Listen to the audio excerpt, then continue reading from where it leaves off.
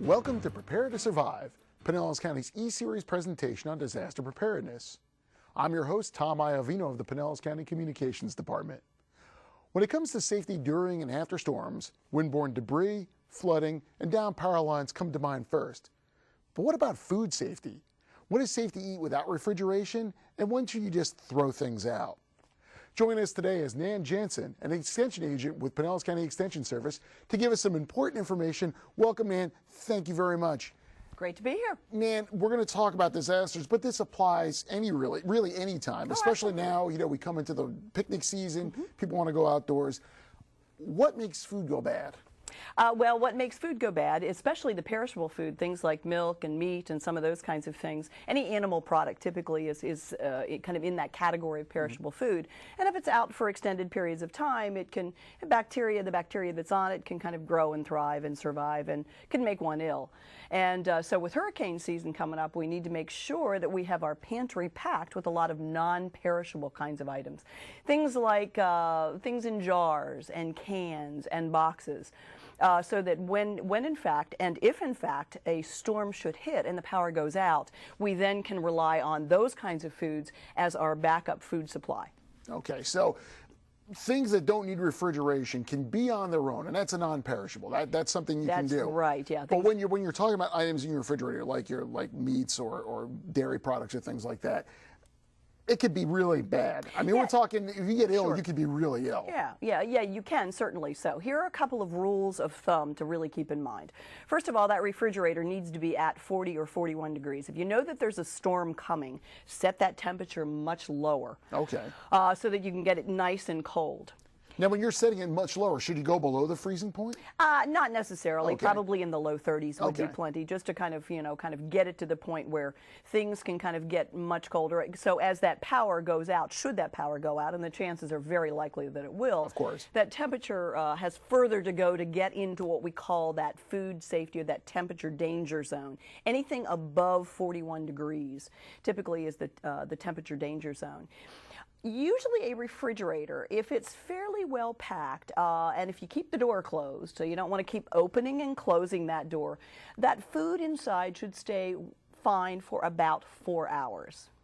That's the refrigerator part. Okay.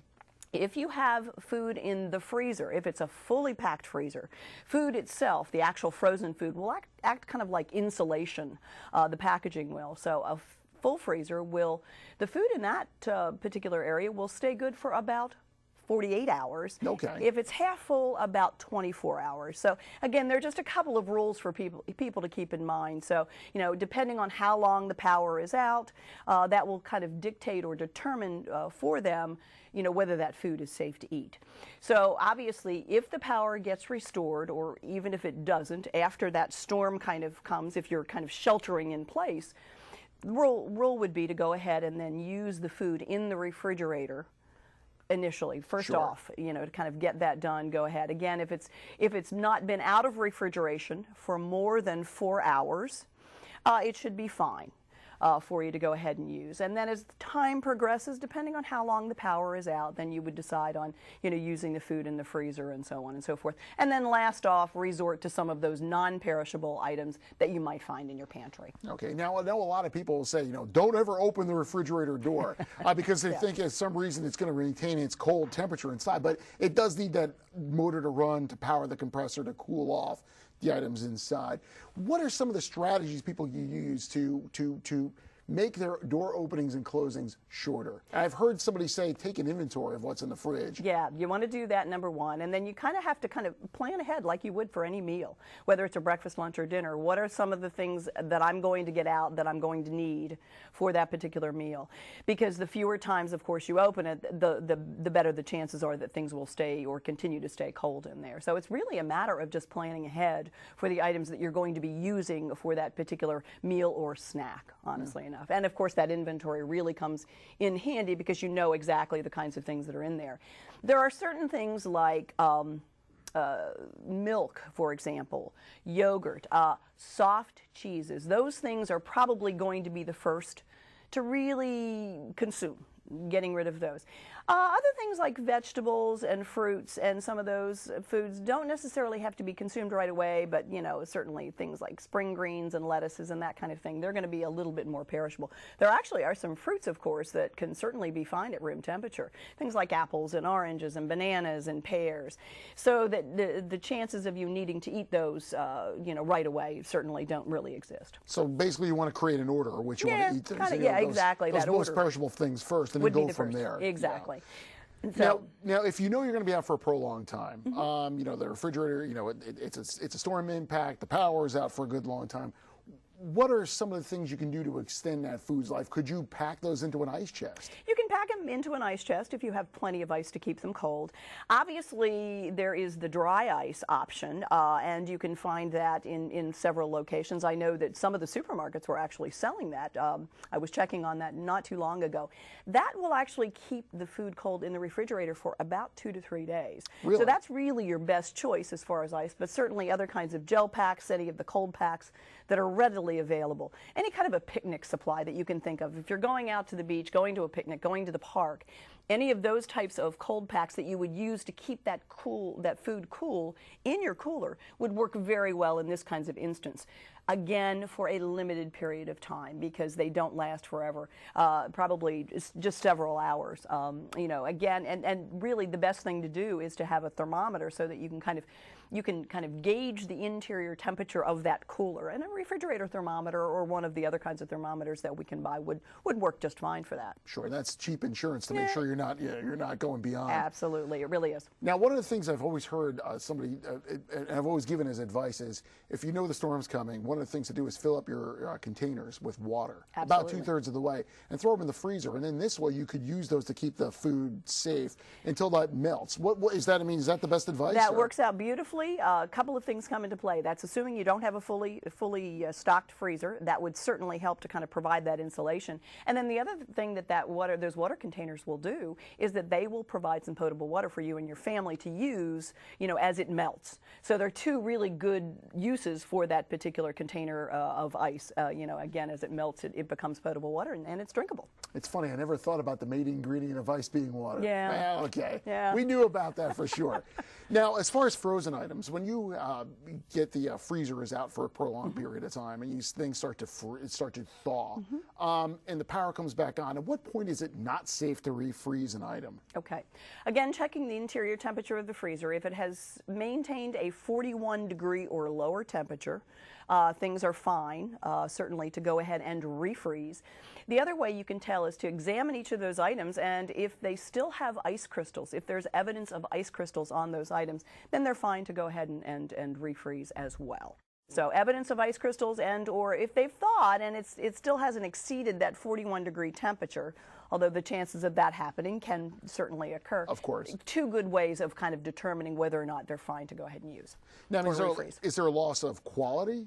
There will be a loss of quality. It will not be a safety issue. Okay. So it's more of a quality versus a safety issue in this particular case, yes. Okay.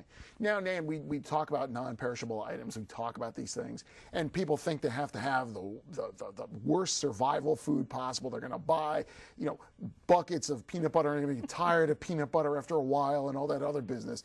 What are some of the words of advice you have for people who are going to be living on non-perishable foods for a while? What are some of the words of advice? Well, again, kind of looking toward the variety of the things that you can find kind of in the center of the supermarket that would kind of appeal to your family. Lots of different cereals and crackers. Again, peanut butters, the nut butters, all kinds of fruit jams and those types of things. There are canned items where you can be creative. For example, you could take a can of black beans, a can of corn, and a little bit of jarred salsa, mix it together, and you have a little bit of a kind of a salsa mix that you could use for dipping of chips. So trying to kind of be creative with some of those canned goods and those boxed items, so that you can get as much variety to your family as you're able to, certainly in that period of time. It almost sounds like you should have a cook-off at your house to kind of give it an experiment, give it a whirl, and see what you can do. And there certainly are cookbooks that some authors have come up with that really have that kind of highlight and spotlight some of those kinds of things that you can prepare, storm cuisine items that you can actually prepare with items that you can find in your pantry. And so having one of those, or kind of getting together a list of those recipes prior to, again, that being prepared element is another thing you could look at. Is eating the same thing over and over again not necessarily a good thing? I mean, say for instance, if you were to, I know my two sons, they love to eat canned ravioli. They just love it. After about 5-6 meals on this, are there any issues that are going to take place? Or? No, not really, because this is going to be a short-lived situation, we hope, certainly. No, for that short period of time, it'd be different if you were doing it day after day after day for a long period of time. But, you know, more than likely, depending on the severity of the damage and that kind of thing, things will start to resume, hopefully, and get up and running, and you can kind of look at getting out to the grocery store and getting some additional things. But certainly in that short period of time, nobody's going to be hurt from it. Okay. Nobody's going to suffer any nutritional deficiencies because they're eating 5 or 6 meals worth of canned ravioli. Okay. So, yeah, we just have to, yeah. Now, what would you have in your survival kit that for food, for non-perishable food or things you can use? What would you put in yours? Well, I'd have some boxed cereals. These little cartons of milk, the little kind of boxed milk would be good for the cereal. I would have some fruit that, again, doesn't need refrigeration. You would kind of consume that initially, things like your apples and oranges and pears and bananas. Peanut butter's a staple in my house, at least with me. Certainly, crackers certainly would be, you know, on my list of things. You can also buy other trail mixes are good, you know, things whether you make them yourself or you buy them that way. Nuts, again, a good protein source that gives you some sustainability and has some staying power, and of course bread. You know, certainly to make some of those sandwiches, those peanut butter sandwiches that you might put together. Now, it's interesting because you mentioned peanut butters and nuts. My son has a nut allergy. He's a very severe nut allergy. So what are some of the alternatives we might want to put in there? What are some of the other items that you wanted for higher protein? Well, if he's allergic to all kinds of nuts, and he is, then you have to, stay away from those kinds of things. Sometimes you can find some of the jarred cheeses. Okay. There's some protein in that. Certainly there are, if we're looking for protein, some of the packaged puddings that are actually shelf stable could provide a source of protein for him.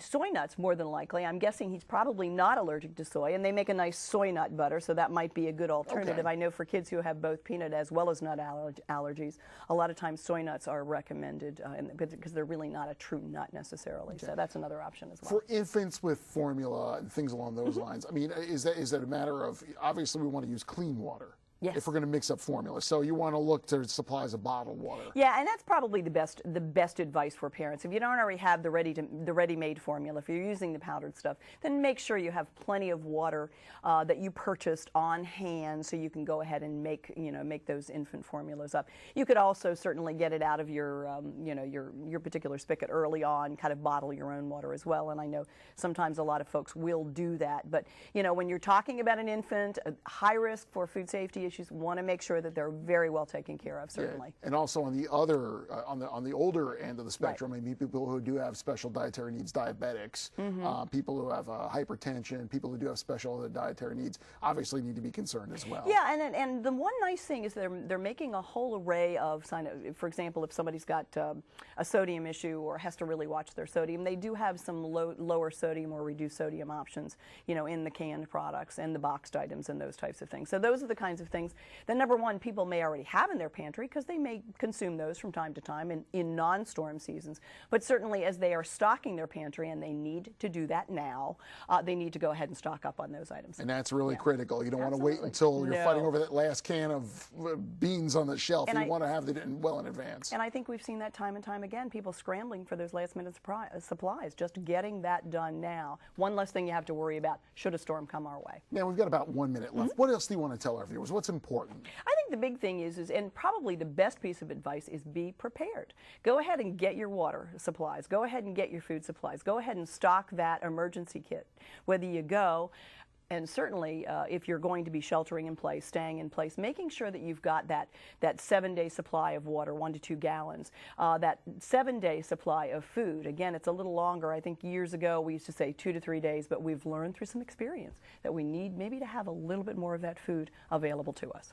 Well, this is one of the tastiest topics we've ever covered. But Nan, I want to thank you for coming out today, because this is really important for disasters and really for any other time. Food safety is always a critical need. I want to thank you very much for coming out. Sure, pleasure. If you'd like to see a repeat of this presentation, visit www.pinellascounty.org/eSeries. If you'd like more information on how to prepare for hurricanes or other potential disasters, visit the Pinellas County Emergency Management homepage at www.pinellascounty.org/emergency. And if you have any questions about today's topic, be sure to email them to ema@pinellascounty.org, and we'll get right back with you. Join us again for the next Prepare to Survive eSeries. Stay safe.